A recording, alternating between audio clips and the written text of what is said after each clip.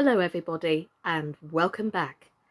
Today we continue finding out more about the White Knight's inventions that we looked at yesterday. So, if you're ready, let's see if he gets out the ditch. I'll begin. Alice ran to the side of the ditch to look for him. She was rather startled by the fall, as for some time he had kept on very well, and she was afraid that he really was hurt this time. However, she could see nothing but the soles of his feet.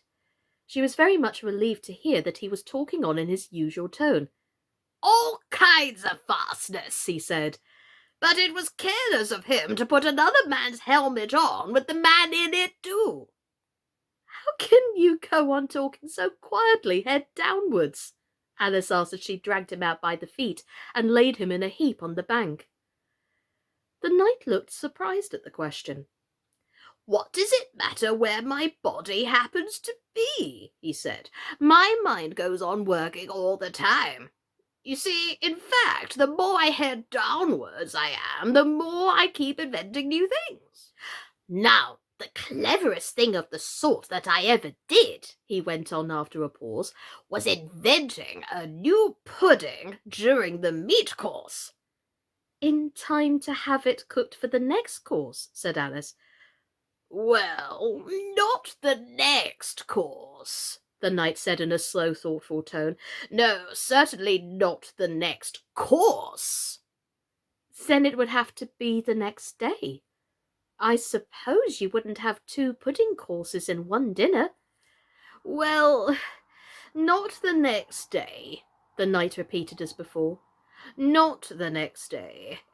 In fact," he went on, holding his head down and his voice getting lower and lower, "I don't believe that pudding was cooked. In fact, I don't believe that pudding ever will be cooked. And yet it was a very clever pudding to invent." "What did you mean it to be made of?" Alice asked, hoping to cheer him up, for the poor knight seemed quite low-spirited about it. "Ugh, it began with blotting paper," the knight answered with a groan. "That wouldn't be very nice, I'm afraid." "Not very nice alone," he interrupted quite eagerly, "but you've no idea what a difference it makes mixing it with other things, such as gunpowder and sealing wax. And here I must leave you." They had just come to the end of the wood. Alice could only look puzzled. She was thinking of the pudding. "You are sad," the knight said in an anxious tone. "Let me sing a song to comfort you." "Is it very long?" Alice asked, for she had heard a good deal of poetry that day. "It's long," said the knight, "but very, very beautiful. Everybody that hears me sing it, either it brings the tears into their eyes, or else—" "Or else what?" said Alice, for the knight had made a sudden pause. "Or else it doesn't, you know. The name of the song is called Haddock's Eyes." "Oh, that's the name of the song, is it?" Alice said, trying to feel interested. No, you don't understand," the knight said, looking a little vexed. "That's what the name is called. The name really is The Aged Man." "Then I ought to have said, that's what the song is called?" Alice corrected herself. "Oh, no, you oughtn't. That's quite another thing. The song is called Ways and Means, but that's only what it's called, you know." "Well, what is the song, then?" said Alice, who was by this time completely bewildered. "I was coming to that," said the knight. "The song really is A Sitting on a Gate, and the tune is my own invention." So saying, he stopped his horse and let the reins fall on its neck. Then, slowly beating time with one hand, and with a faint smile lighting up his gentle, foolish face, as if he enjoyed the music of his song, he began. Of all the strange things that Alice saw in her journey through the looking-glass, this was the one that she always remembered the most. Years afterwards, she could bring the whole scene back again, as if it had been only yesterday. The mild blue eyes and kindly smile of the knight, the setting sun gleaming through his hair and shining on his armour in a blaze of light that quite dazzled her, the horse quietly moving about, with the reins hanging loose on its neck, cropping the grass at her feet, and the black shadows of the forest behind. All this she took in like a picture, as with one hand shading her eyes, she leant against a tree, watching the strange pair, and listening in a half-dream to the melancholy music of the song. But the tune isn't his own invention, she said to herself. It's, I give thee all, I can no more. She stood and listened very attentively, but no tears came into her eyes. I'll tell thee everything I can. There's little to relate. I saw an aged man a-sitting. I'll tell thee everything I can. There's little to relate. I saw an aged man a-sitting on the gate. Who are you, aged man? I said, and how is it you live? And his answer trickled through my head like water through a sieve. He said, I look for butterflies that sleep among the wheat. I make them into mutton pies and sell them in the street. I sell them unto men, he said, who sail on stormy seas, and that's the way I get my bread, a trifle, if you please. But I was thinking of a plan to dye one's whiskers green, and always use so large a fan that they could not be seen. So, having no reply to give to what the old man said, I cried, Come, tell me how you live, and thumped him on the head. His accents mild took up the tale. He said, I go my ways, and when I find a mountain rill, I set it in a blaze, and thence they make a stuff they call Rowland's Macassar oil. Yet 2.5 halfpenny is all they give me for my toil. But I was thinking of a way to feed oneself on the batter, and so go on from day to day, getting a little fatter. I shook him well from side to side until his face was blue. Come, tell me how you live, I cried, and what is it you do? He said, I hunt for haddocks' eyes among the heather bright, and work them into waistcoat buttons in the silent night, and these I do not sell for gold, or coin of silvery shine, but for a copper halfpenny, and that will purchase 9.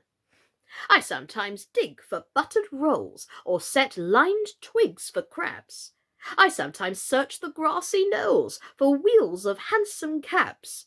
And that's the way, he gave a wink, by which I get my wealth, and very gladly will I drink your honour's noble health.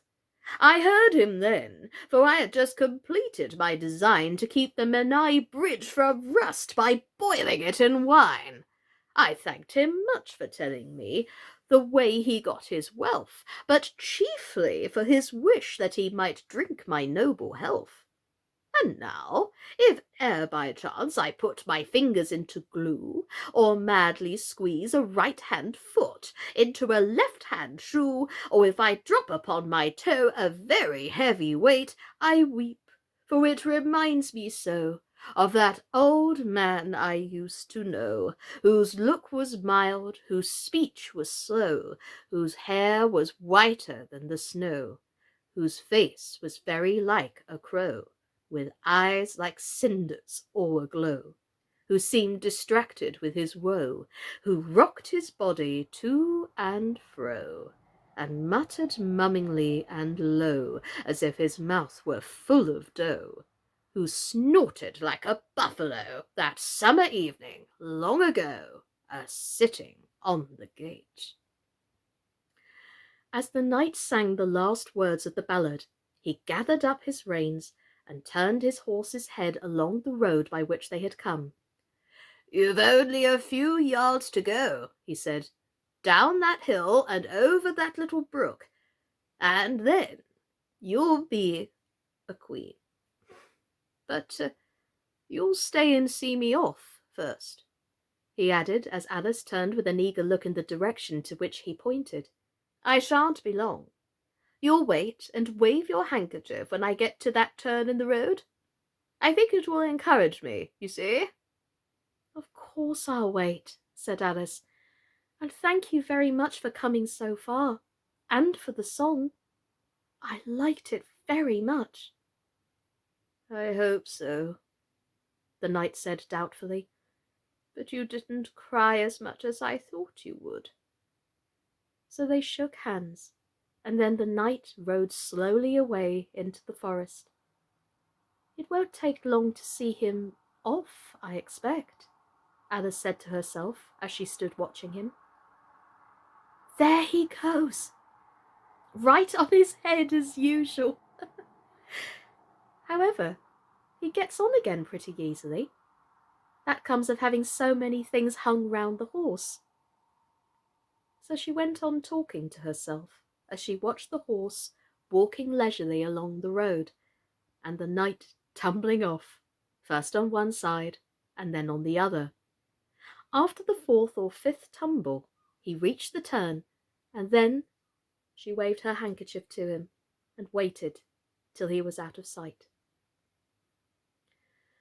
"I hope it encouraged him," she said, as she turned to run down the hill. "And now for the last brook! And to be a queen! Oh, how grand it sounds!" A very few steps brought her to the edge of the brook. "The 8th square at last!" she cried as she bounded across, and threw herself down to rest on a lawn as soft as moss, with little flower beds dotted about it here and there. "Oh, how glad I am to get here! And what is this on my head?" she exclaimed in a tone of dismay, as she put her hands up to something very heavy and fitted tight all round her head. "But how can it have got there without my knowing it?" she said to herself, as she lifted it off and set it on her lap to make out what it could possibly be. It was a golden crown. Well, well, well, boys and girls, ladies and gentlemen, she did it. She made it to the 8th square, and is now Queen Alice, which happens to be the title of the next episode. Tune in tomorrow to find out what happens when Alice becomes a queen. My name's been Sascha Cooper, and this has been Alice Through the Looking Glass by Lewis Carroll. Take care, everybody, and stay safe. Bye-bye.